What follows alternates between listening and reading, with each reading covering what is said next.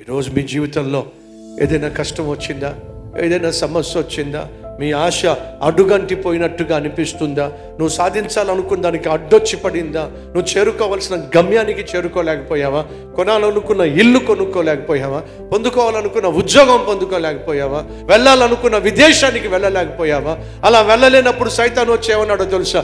ఏం చేశాడు నీ దేవుడు అన్నప్పుడు నువ్వు కూడా వంతపాడి, ఏంటి ప్రభువా ఇది, నేను నమ్ముకున్న పుణ్యానికి, నీ పాదాలు పట్టుకున్న పుణ్యానికి, నీ మీద ఆధారపడిన పుణ్యానికి ఏం చేశావు? ఈరోజు మార్గాలన్నీ మూసిపడేశావు, అడుగు వేయలేని పరిస్థితి తీసుకొచ్చావు. ఏమిటిది? ఎందుకైనా నేను నమ్ముకుంది అని నువ్వు ప్రశ్నిస్తున్నావు. కానీ సమస్తము ఎరిగిన దేవుడు, సమస్తాన్ని చూస్తున్న దేవుడు నీ క్షేమాన్ని కోరాడు. కాబట్టే నువ్వు ముందు ఒక అడుగు వేయకుండా దేవుడు ఆపేశాడు. ఎందుకో తెలుసా?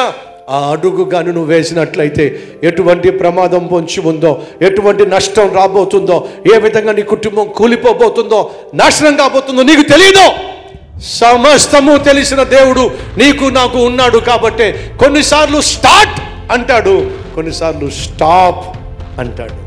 ఆయన స్టార్ట్ అన్నప్పుడు స్టార్ట్ అవ్వు, ఆయన స్టాప్ అన్నప్పుడు మనస్ఫూర్తిగా ఆగో. ఎందుకంటే ఆయన స్టార్ట్ ఎంత ఆశీర్వాదమో ఆయన స్టాప్ కూడా అంతే ఆశీర్వాదం మన జీవితంలో.